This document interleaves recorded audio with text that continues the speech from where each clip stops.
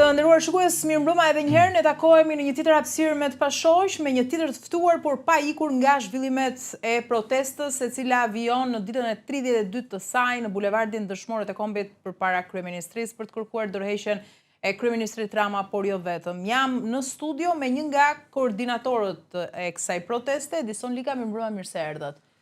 Faleminderit për ftesën edhe ndjes për vonesën. Nuk ka problem, jeni shkëputur nga protesta, sot hym në ditën e 32 të saj, në muajin e dytë ndryshe.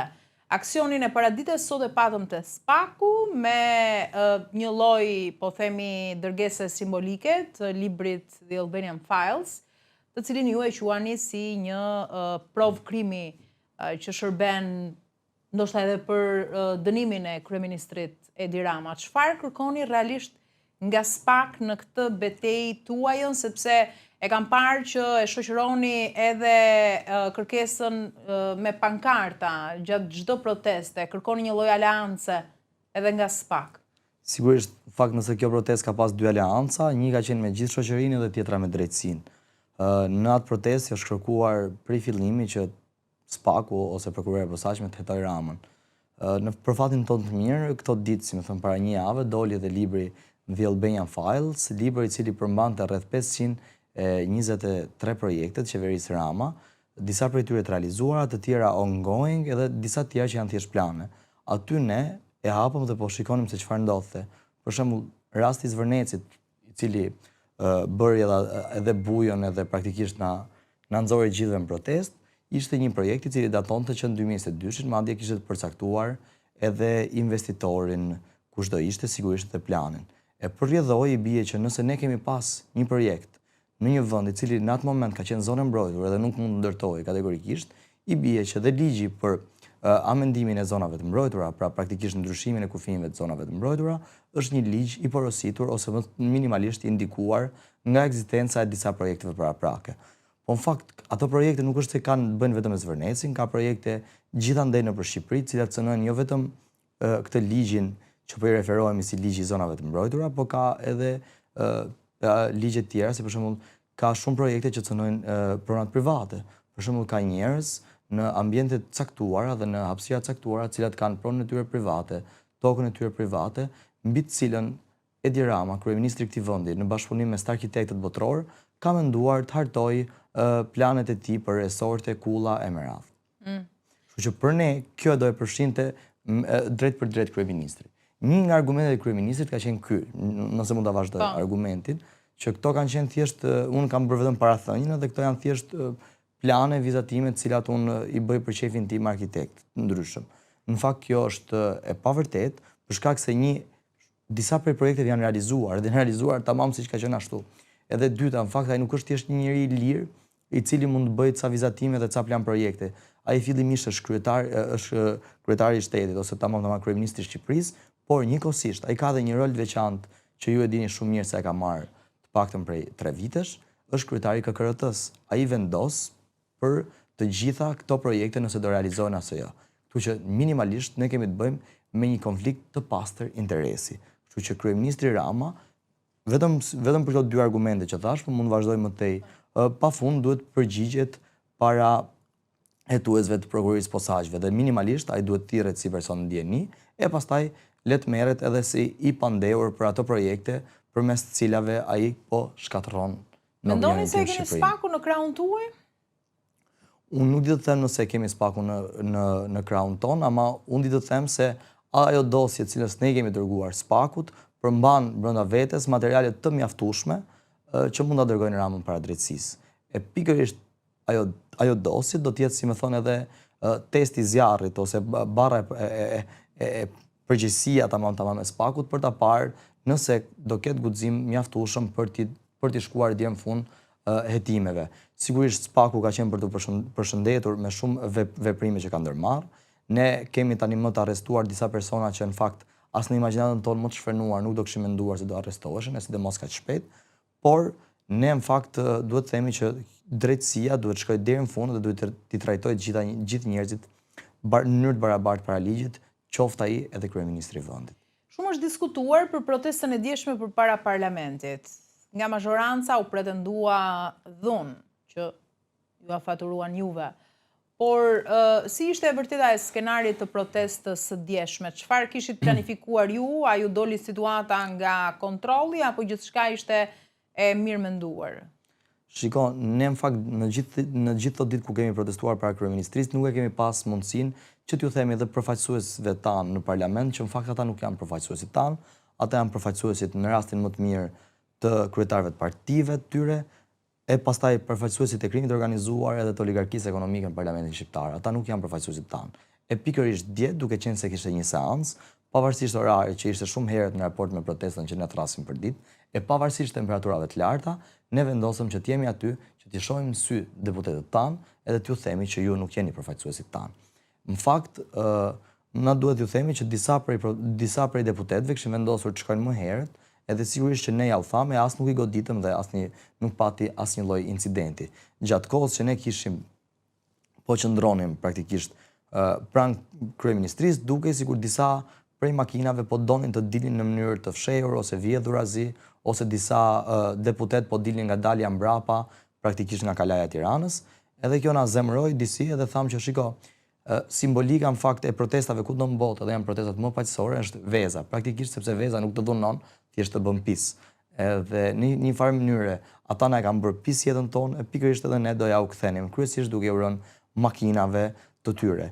E thjesht në një patëm disa shkëmbime praktikisht të goditjeve me vezë, sigurisht edhe të shara nga deputetë ndryshëm, edhe në momentin kur duke se protesta po mbaronte, edhe ne do shpërndaheshim paqësisht, praktikisht sepse disa prej deputetëve tani më ishin larguar, duke si kur policia merr një urdhër befas dhe na sulmon.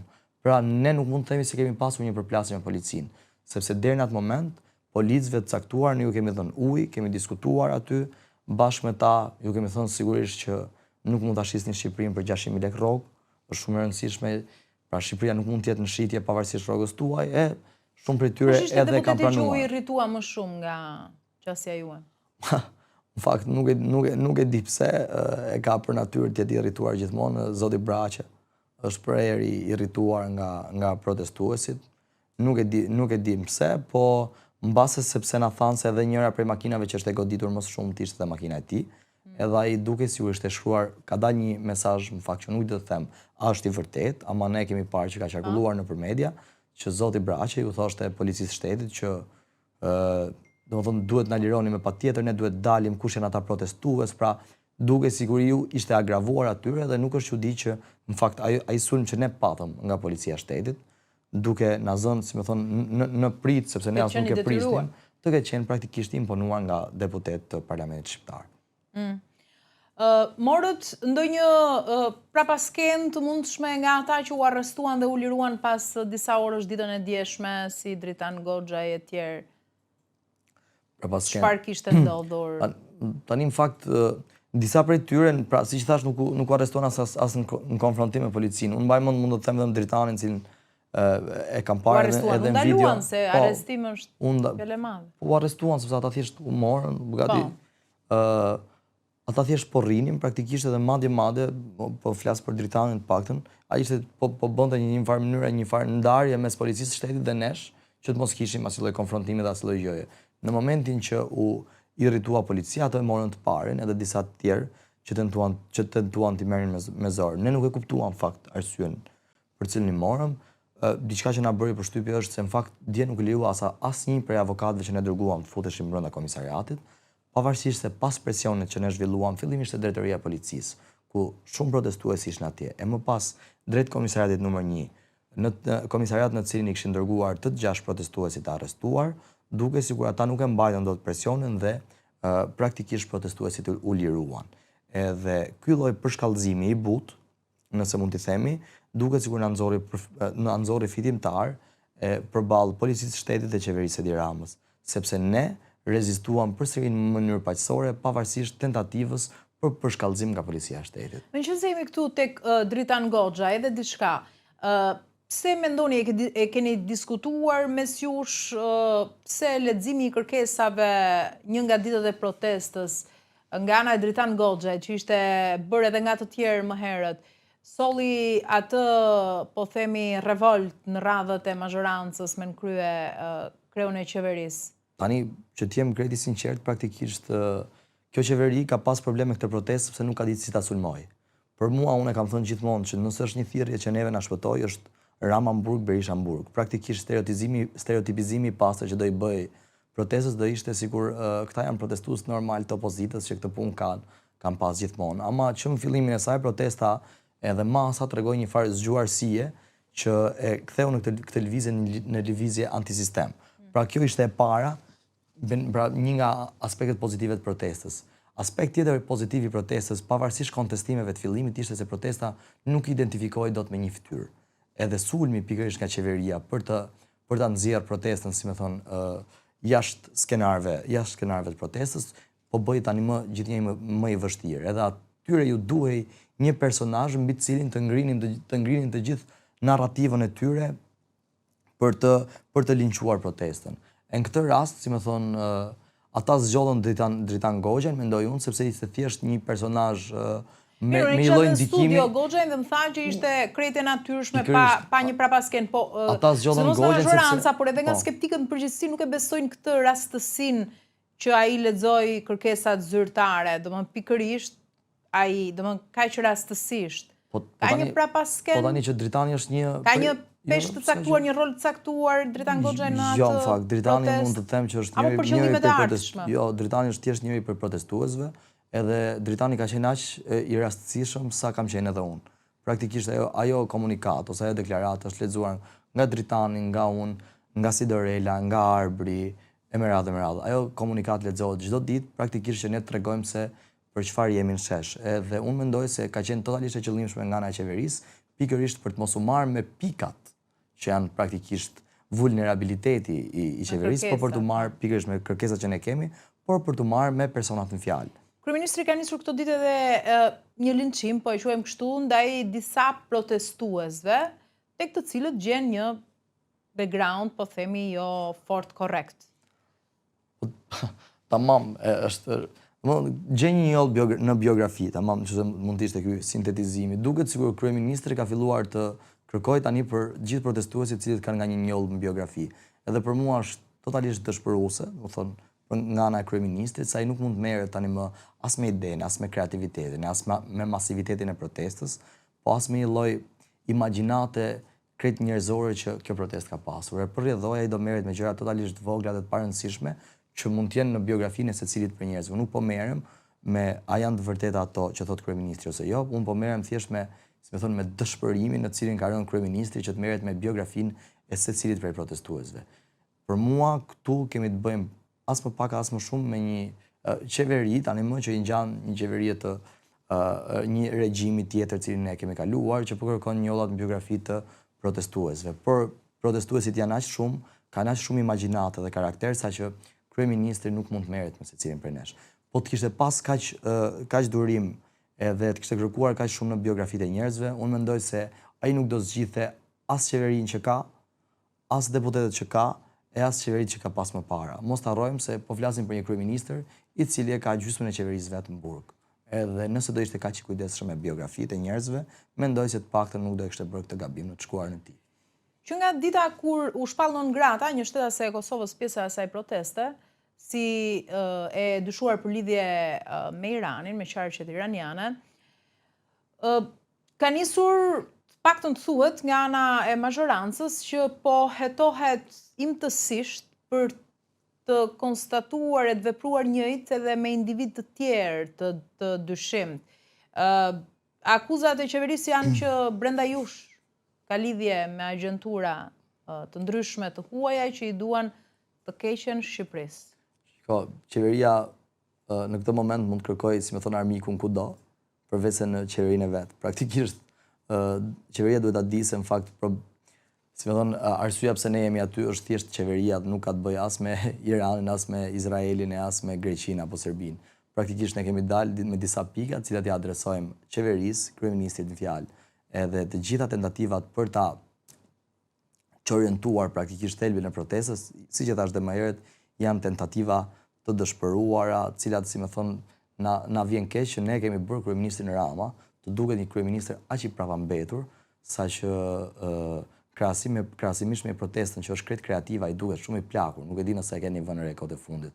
Ai duket sigurisht një kryeministër që na na kujton ish kryeministrin ton vitet e tij më të errta, ish kryeministrin Berisha në vitet e tij më të errta që merri praktikisht me linqimin publik të njerëzve të ndryshëm. Ai nuk është më një kryeministër i cili mund të flasë për ide, për të bukurën, edhe për masivitetin e kësaj proteste. Kështu që për ne ka qenë shumë e rëndësishme kjo pikë, më fal nëse mund ta them, sepse kryeministri Rama në kaq vite është munduar që të na thotë neve dhe botës që ai është një kryeministër avangard i një shoqërie të pravambetur. Po në fakt kjo protestë na ka treguar neve dhe gjithë botës që në fakt ne jemi një shoqëri avangard por me një kryeministër të pravambetur. Madje një prej eurodeputetëve që ishte pardje në Tiranë dhe foli në sheshin e demokracisë, tha diçka që për mua ishte do mbetet gjithmonë, më thon, në zemër, tha unë do ikin në Bruksel edhe do ju them atyre që në fakt populli shqiptar është gati për Bashkimin Evropian, ama qeveria shqiptare jo. Tani, e bukur kjo, unë i dëgjova të 5 fjalimet e 5 eurodeputetëve faktikisht, megjithatë sikurse edhe ju synoni një masivizim që edhe të tjerë kolegë të tyre të vinë dhe t'ju bashkohen. Tani, 32 ditë protest. Nëse bëjmë një bilanc, ka arritje? Po. Sipas jush, cilat janë? Për mua, kjo protest, si më thon, kjo arritjet fillimisht janë që ne kemi fituar besimin të njëri tjetrit. Mos të harrojmë se ishim në një shoqëri ku kultura e mos besimit, më falni, ishte, si më thon, kultura dominuese e kësaj shoqërie. Të gjithë, po t'i shikoje individualisht, thonim një shprehje, unë ngrihem, po nuk ngrihen të tjerët, që janë të kapur gjithë ka sistemi. Ama në një moment, një ngjarje ndodhi dhe të gjithë e pam njëri tjetrin në sy që në fakt të gjithë pasemi të njëjtin hall dhe sistemi që ka kundër nesh. Praktikisht thjesht na pasan përdorur në një farë mënyrë dhe kjo është për mua shumë e rëndësishme, fitimi i besimit të njëri tjetrit. E para, e dyta, rimagjepsja me demokracinë. Ne duket sikur prej shprehjes se duam Shqipërinë si gjithë Europa, ne nuk kemi kriju më asnjë gjoje që të imagjinonim për një të ardhmen tjetër. Duket sikur thjesht zgjidhnim një herë në 2 ose në 4 vite ca deputet ose përfaqësues që do na përfaqësojnë, ama nuk kujdeseshim më praktikisht për drejtat tona. Duket sikur në këtë moment ky raport ka ndryshuar, edhe njerëzit janë shesh për të kujdesur për raportin me demokracinë, sepse është praktikisht jeta e tyre. Tjetër që kemi fituar, mendoj unë, raporti me diasporën. Diaspora është parë thjesht si një bankomat ose thjesht si shteti social i munguar. Praktikisht kur ne kishim halle, probleme ose pensioni i prindërve tan mungonte dhe nuk ju dilte, e kishim parë diasporën si bankomat. Ama ne sot e pam që diaspora që nga një aleat, edhe aleat shumë i fortë, edhe diaspora shqiptare ka emigruar për shkak të këtij modeli qeverisje, jo vetëm kësaj qeverie, dhe është e gatshme në momentin e parë që shef shpresë në Shqipëri të kthehet. Tjetër, kemi fituar një lloj raporti imagjinate me progresin. Neve na është imponuar praktikisht gjithmonë nga kjo qeveri që kullat janë progresi, resortet janë progresi, betoni është progresi.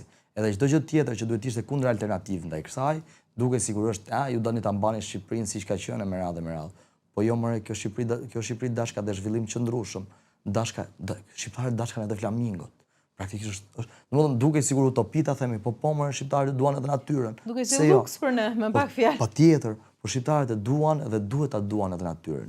Edhe ka turistë në Shqipëri që vinë edhe për natyrën, nuk vinë turistët për kullat. Të gjë duhet ta dimë. Edhe duket sikur shqiptarët më në fund u ngritën kundër kësaj diktature të parespisët në një farë mënyre.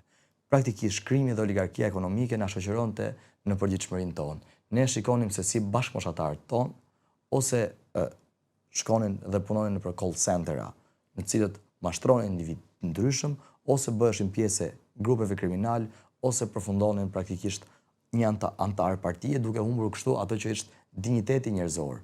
Dhe duket sikur në këtë moment ka shumë njerëz që kanë fituar dinjitetin njerëzor. Nëse do flasim pastaj për pika konkrete, kjo është krejt abstrakte që kemi fituar. Nëse do të flasim për pika konkrete që çfarë kemi fituar, sigurisht kemi fituar edhe pika konkrete.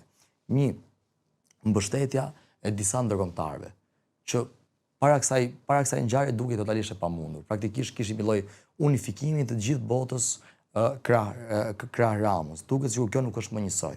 Rënja e disa gardheve. Ne kemi motivuar njerëz nga Rriolli e deri në Kakome që të shembin gardhat e vendosura padrejtësisht. Tjetër, ne kemi detyruar një farë mënyre nuk mund të them detyruar, se kjo është term kështu, kemi bërë që drejtësia duket sikur të filloi të flasë edhe për këtë çështje. U bllokuan fillimisht parat për projektin e Zvërnecit. Dolën se kush janë ndërtuesit tamam. Emri Artur Sheut, i cili është një person në kërkim nga prokuroria e posaçme, doli se është pronari i asaj toke të marrë në mënyrë krejt problematike, e me radhë. Pra ne po i nxjerrim tani më në shesh problematikat e vendit. Një deputet e Partisë Socialiste dha dorëheqjen. Ka sa dush, si më thon, indikacione pozitive në cilat ne mund të kapemi nëse dua. Ju dërguat një shkresë në selit diplomatike në Tiranë për ambasada. Çfarë u bë me atë shkresë që e firmosi një pjesë e juaja? Në fakt ajo shkresë nuk ka qenë asgjë tjetër, thjesht vënë ndjeni për të gjitha pikat e protestës. Edhe thjesht për t'ju thënë që kjo protestë duhet ju përfshi edhe juve, edhe ju në fakt si seli duhet të mbani qëndrim praktikisht në lidhje me ngjarjet në Shqipëri. Praktikisht kjo protestë ka bërë diçka tjetër shumë bukur për mua, ka gryer këtë raportin e vasalitetit që shqiptarët kanë pas me ndërkombëtarët. Praktikisht ne nuk ju lutemi me ndërkombëtarëve, ne nuk duhet ju lutemi me ndërkombëtarëve. Ne duhet ju themi që ata të mbajnë qëndrim në lidhje me protestën dhe me të drejtën. Keni marrë ndonjë sinjal nga ndonjë ambasadë në Tiranë që ju mbështet, se di? Në fakt, shiko, ambasadat nuk mund dalin me deklarata politike në raport me mbështetjen e një proteste që të jemi krejt korrekt, ama sigurisht që janë marrë, si më thonë, mesazhet, kemi, pra, ambasadat ndryshme na kanë thënë që faleminderit, kemi marrë mesazhin edhe i mailin ose tamam shkresën. Kështu që ata e kanë marrë mesazhin, ne do jemi në komunikim jo vetëm me ambasadat, po edhe me ndërkombëtarë të tjerë për t'ju thënë që në fakt kjo qeveri në një farë mënyre në Moskaron është të legjitimuar totalisht. Apo tentohet nga brenda jush të shuhet protesta, të kurret, cilat janë format që ju shpeshherë edhe i denonconi publikisht nga sheshi i protestës, se po tenton qeveria nëpërmjet eksponentëve të saj, të ashtu quajturve patronazhist, t'ju intimidoj, të tërhiqeni etj. Shiko, kjo protestë, siç e thash, e mira e kësaj ka qenë se nuk është se ka pas një masë drejtuese që nëpërmes saj mund të kërcënoheshin disa njerëz. Kjo është një trup i vetëm, e cila praktikisht vetë organizohet. Është shumë interesante sepse për mua nëse ka një pikë kësaj proteste që është e fortë, është heterogeniteti. Praktikisht aty ka njerëz që në kushte të tjera nuk do rrinin me njëri tjetrin, ama duke qenë se i ka bërë bashk. Praktikisht kjo e keq e madhe që është Partia Socialiste me krye Edi Ramën dhe qeverinë e tij. Ata janë aty edhe janë të gjithë bashkë kundër kësaj të keqe. Kështu që në një farë mënyre, sado që ne të kemi diversione të ndryshme nga brenda, praktikisht ne qëndrojmë krejt unitar dhe jemi të bashkuar drejt qëllimit që kemi të përbashkët. Sigurisht, sa i përket mënyrave të ndryshme se si pushteti tenton të intimidoj njerëzit brenda protestës, to në fakt kanë qenë dhe do vazhdojnë të jenë pa numërta. Intimidimet janë prej vendit punës, në cilin ata janë, kërcënimet përmes policisë, ndjekjet deri në shtëpi, e me radhë. Sigurisht që këto do jenë, ama për ne, në fakt duket sikur këto thjesht na bëjnë më të fortë. Edhe për mua ne bëjmë një farë shakaje që e përdorim gjithmonë aty te mikrofoni, themi që sa herë flet Rama, që kërcënon njerëzit ose intimidon, 500 veta shtohen protestë. Kështu që për mua, sa herë që ne kemi kërcënime dhe intimidime, edhe siç ishte rasti i dhunës të tjera nga policia, vetëm sa shtohen qytetarë. Duke qenë se me 32 ditë protest, kauza juaj kryesore nuk është arritur ende.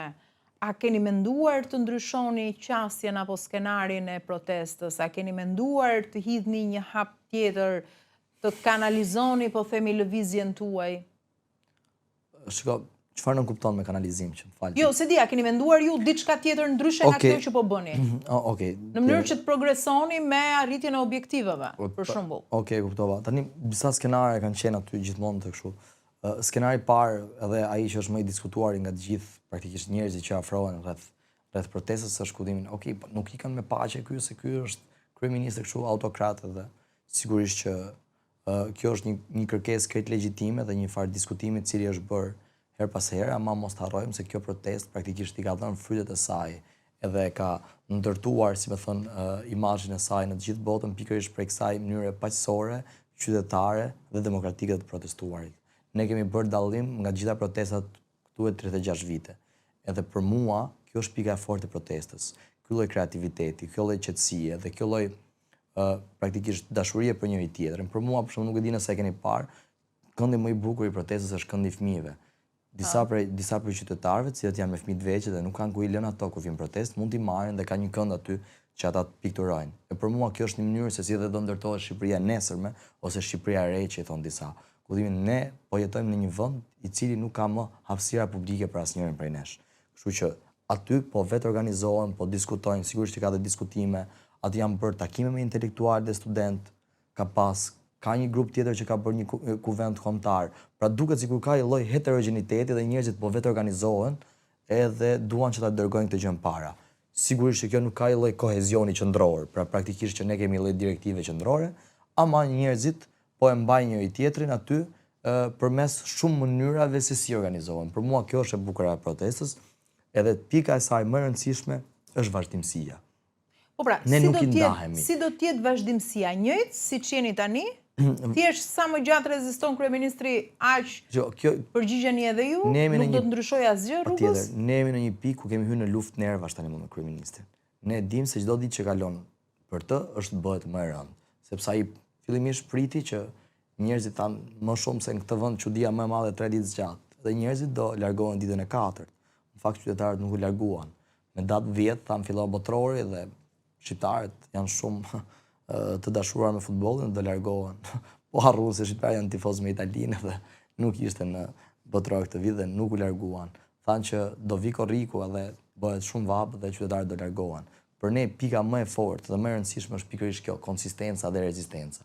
Ne do jemi ajo pika e ujit që nuk do i ndahet kryeministrit dhe kësaj qeverie pa rënë fillimisht ligji për zonat e mbrojtura e deri në fund fare pa e marrë edhe Ramën me vete. Për mua kjo do të jetë qendresa që do i tregoj atij se në fakt ne jemi më kreativ se ti, ne jemi më të zgjuar se ti dhe ne mund të ndërtojmë një Shqipëri më të mirë se që ke ndërtuar ti. Kështu që për mua, nëse ne vazhdojmë të rrim aty si ajo pika e ujit që nuk i ndahet, është shumë i rëndësishëm procesi, sepse ne mendojmë se autokracitë mund bien edhe me 3 ditë. Në fakt autokracitë nuk bien. Edhe ne nuk duhet ta ndërtojmë raportin me suksesin ose dështimin e protestës me finalitetin e saj. Pra, a u zgjidh çështja jonë kryesore për 10 ditë? Jo, atëherë nuk e kemi zgjidhur. Jo, demokracia është proces. Edhe ne po ndërtojmë një proces aty brenda, i cili ka munguar për 36 vite. Siç thash, gjitha këto raportet që u mundova t'i shpjegoj më herët, këto po ndërtohen tani. Edhe ata njerëz që janë politizuar, pra janë bërë njerëz politik për shkak kësaj proteste, ne do i kemi në protesta edhe 10 vite. Pra, jo vetëm kundër kësaj qeverie, po do jenë praktikisht për të mbrojtur të drejtat e tyre. Edhe ne po krijojmë qytetar tani më politik që nesër pas nesër kushdo që të vijë mbrapa do jenë qytetar aktiv. Duke qenë se përpara është sezoni i pushimeve për shumë protestues, për shembull Vapa bën të vetën, a mund të ketë një ndërprerje, se di, gjatë muajit korrik ose gusht të protestës dhe rifillim pastaj në shtator, apo nuk do të veprohet kështu? Tani t'jem kredi sinqert, të gjitha vendimet merren shesh edhe unë nuk i do të them, duhet presim që të vijë ai moment. Fatmirësisht ai moment nuk ka ardhur, duket sikur protesta qëndron në numrat e vet, si më thon, madje ditë e fundit ka pas edhe rritje, kështu që ne nuk është se kemi ardhur në këtë pikë që të fillojmë të diskutojmë dhe të mendojmë për një mënyrë tjetër që t'ju rezistojmë temperaturave. Qytetarët po ju rezistojnë temperaturave, edhe ne do jemi aty bashkë me ta. Për momentin. E kuptoj. Shumë është diskutuar gjatë gjithë këtij muaji proteste të parë, se kush janë organizatorët, ajo bërthama e Mirfield që e mban në këmbë protestën, kush është koka, në thonjza e kësaj proteste. Vërtet, kush janë? Tani, ditën e parë, unë mbaj mend ditën e parë kur protesta nisi, praktikisht ne kemi thirrur një protestë, si që thrasim gjithmonë, tani se kemi vite që e bëjmë të gjë, madje të dëshpëruar, të jemi krejt sinqert, se na duke vetja dhe si të rrallë, mos themi të vetëm që po luftojmë si një farë don kishotizmi përballë një sistemi ku duket se gjithçka është tani më e vendosur në vendin e vet. Edhe në protestën e parë jam krejt i sinqert kur u thirr, unë nuk prisja më shumë se 150 vet, 200 vet, siç ndodh rëndom në protestat në Tiranë. Aty ishim te drejtoria e policisë dhe unë pash që kishte diku të rreth 1000 vet, gjë që ishte e paprecedent. Edhe në atë moment, thjesht në diskutim me njëri tjetrin, themi që le të shkojmë te Ministria e Brendshme për shkak se aty janë marrë urdhrat që policia të mos ndërhyje me radhë. Kur shkoj te Ministria e Brendshme, hyp në një nga këto kubet e betonit që janë aty. Edhe shoh një masë që nuk e kisha pritur, të jem krejt sinqert, edhe them diçka që për mua kjo dhe tregoj praktikisht se kush janë organizatorët. Them protesta ishte e jona, ama revolta është e juaja. Tani më nuk e kemi bërë ne.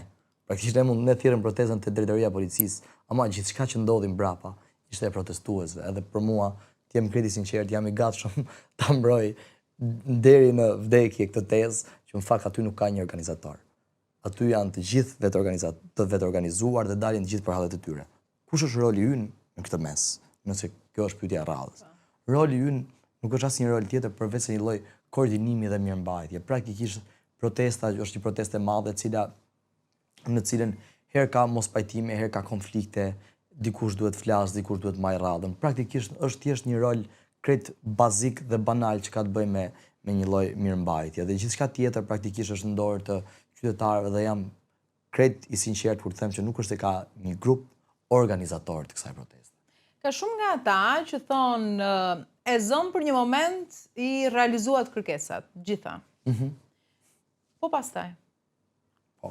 Në fakt, çfarë do të ndodhë? Ne kemi dalë me disa pika që e kanë të rregulluar praktikisht çfarë do të ndodhë pastaj. Shiko, pra nga ajo që thash unë u kthyen revolta është e juaja. Kjo lëvizje mund të prodhoj një formacion politik? Kjo lëvizje mund të prodhoj gjithçka, ama kjo lëvizje shoqërore për mua fillimisht ka vendosur një objektiv që është i qartë. Sepse ju establishmenti nuk e doni, po kërkoni rrëzimin. Kjo është lëvizje krejt antisistem, të jemi krejt sinqert, dallohet sepse duke qenë se disa prej komponentëve vet kryesor ka praktikisht bojkotimin e mediave, bojkotimin e partive të vjetra, bojkotimin e oligarkisë ekonomike dhe të krimit organizuar, praktikisht që pra këto ka të shtyr, edhe sigurisht edhe të ndërkombëtarëve që kanë qenë pjesë e shërbimit të Ramës, një farë jo bojkotimi, por kritika ndaj tyre. Sigurisht që është një lëvizje që i ka të gjitha parametrat për të quajtur një lëvizje anti-establishment. Tani, ne sa i përket kësaj kemi kërkuar në një nga pikat tona që ne të kemi fillimisht një qeveri tranzitore, 12 mujore, jo politike. Pra, qeveri tranzitore jo politike, 12 mujore. Çfarë dua të them me këtë? Në momentin që ka një lëvizje shoqërore që është në rrugë, ju imponohet edhe partive politike. Partitë politike të vjetra, sigurisht dhe të reja, në momentin kur ka lëvizje sociale në rrugë janë përballë faktit ose ata reformohen ose shkrihen. Praktikisht sepse nevojat e shoqërisë tani më ndryshojnë, nuk janë më nevojat e shoqërisë djeshme.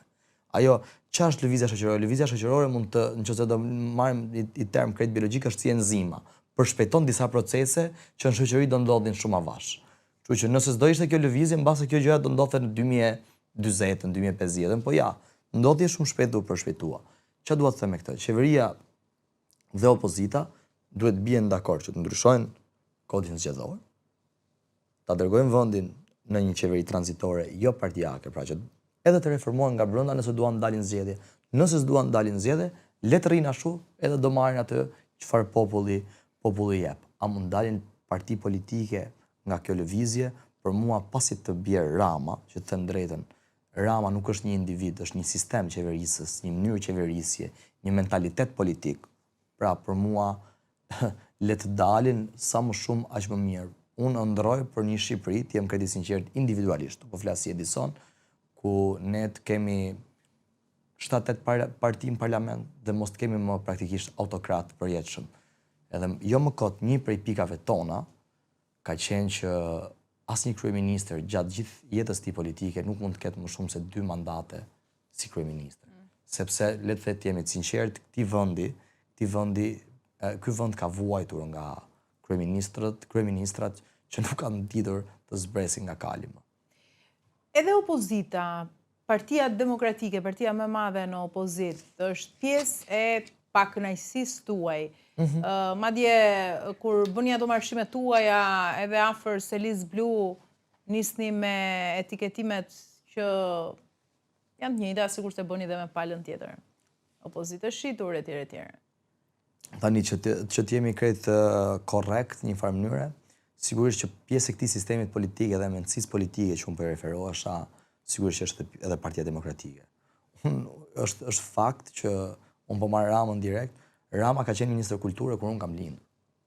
Berisha kishte edhe 6 vite më parë që ishte praktikisht në pushtet ose pjesë e politikës.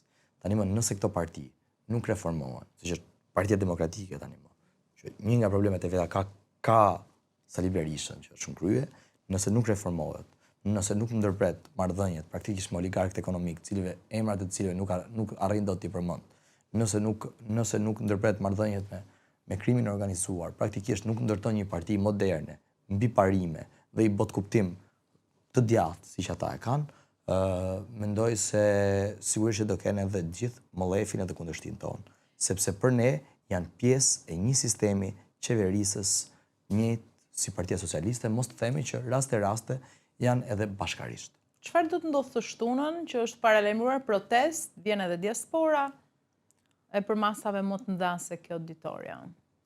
Do të them drejtën, as unë nuk e di se çfarë do ndodhë shtunën, kështu që shtunën do thjesht do ketë protest më të madhe, ka paralajmëruar diaspora që do vinë përsëri me makina, do jemi aty, edhe për gjithçka tjetër ne vendosim shesh, nuk do të them se çfarë do bëjmë. Të jem krejt i sinqert. Okej. Tani, me gjitha reagimet që e keni parë dita ditës kryeministrin, mes jush, kur bëni ato mbledhjet tuaja ditore për koordinim dhe mirëmbajtjen e protestës, mendoni se do të arrijë të dorëzohet kryeministri në afat të shkurtër? Shiko, a do arrijë të dorëzohet? Unë mendoj se kryeministri praktikisht A e mendon që është e afërt dita që Edi Rama do t'jap dorëheqjen ti personalisht për shembull? Unë nuk di të them a është e afërt dita që do jap Rama dorëheqjen, ama di të them që Rama i ka punët shumë keq. Praktikisht, çfarë nuk kuptoj me këtë? I ka punët aq keq saqë duket se po i humbet legitimiteti të gjitha grupet e interesit me të cilët ai ka ndërtuar pushtetin. Edhe nëse ne po e godasim të gjitha grupet e interesit, praktikisht është si një qenje cilës kuptimin ne po i presim të gjitha këto lidhjet e veta. Nëse ai po goditet praktikisht te një nga elementet që është ndërkombëtare, siç e thash. Praktikisht Rama e ka mirëmbajtur pushtetin në Shqipëri përmes një raporti vasaliteti që ka pasur me ndërkombëtarët. Mos harrojmë paktin për emigracionin që bëri Rama me Loni, pra për emigrantët. Ai nuk është asnjë lloj pakti, thjesht nuk ka asnjë lloj arsye tjetër përveç se për të fituar mbështetje politike. Për mua vënia e Sazanit nuk është asgjë tjetër përveç se për të fituar mbështetje politike.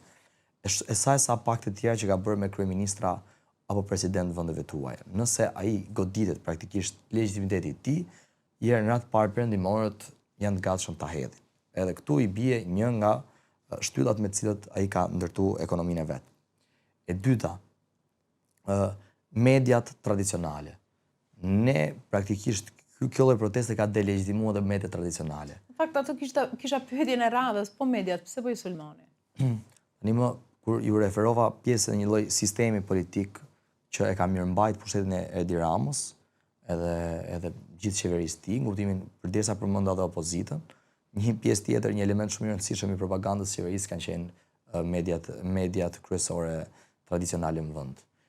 Vetëm nëse mund të marr një shembull, në rasti i Zvërnecit, pavarësisht se qarkulloi në rrjetet sociale për 2 ditë rresht, para se të ndodhte protesta, në asnjë media nuk u publikua ajo çfarë kishte ndodhur. Dhe kjo tregon shumë mirë për kapjen e mediave. Edhe për mua, duke qenë se vetëm pronarët e mediave rastësisht janë edhe ndërtues të vendit, kështu që ky sistem politik nuk do ishte i mundur pa këtë sistem mediatik. Edhe duket sikur edhe i farë demokratizimi praktikisht që na kanë dhënë rrjetet sociale, edhe podcastet si ky sotmi, kanë bërë të mundur që një farë mënyrë ne ta dëmtojmë, si më thon, propagandën e qeverisë. Jo më kot, kryeministri Rama, më shumë se për gjithçka tjetër, është i mërzitur për algoritmin. Duket sikur ne i kemi thyer algoritmin, cilin e ka pas, si më thon, një prej komponentëve kryesorë të qeverisë së tij. Ai e ka ndërtuar qeverisën e tij mbi një lloj imazhi imagjinar tjetës tonë. Përpara se ti bashkohesh protestës së sotme, një pyetje të fundit, kush kujdeset për pankartat shumë pikante, apo edhe, po themi, gjithë punën krijuese që nga flamingot e famshëm e tjerë, sepse kjo është një tjetër anë shumë interesante e kësaj proteste. Për mua, unë si thash, ne jemi një popull avangard me një kryeministër pravambetur, të jem krejt i sinqert për pankartat, kujdeset secili për pankartën e vet, madje ne kemi bërë aty, e kemi shfaqur edhe te kryeministria pankartat më të bukura praktikisht duket sikur ka edhe një lloj konkurrencë të bukur kush e ka pankartën më interesante dhe më pikante në protestë. Kështu që për mua kjo ka qenë edhe një nga mënyrat përmes cilës është goditur sistemi. Edhe qytetarët kujdesen vetë, jam krejt i sinqert, madje unë mund të them që jam nga këto qytetarë që kam vlerësim negativ në bërjen e pankartave, sepse duket që jam marrë me organizim të një lloji tjetër, nuk kam pas pankarta dhe her pas here jam detyruar t'ia marr atyre se kanë qenë shumë kreative, jam krejt i sinqert. Unë falenderoj shumë që të kisha në studio. Suksese. Faleminderit ju për ftesën. Faleminderit të nderuar miq që na ndoqët, pa shoq do të rikthehet sërish.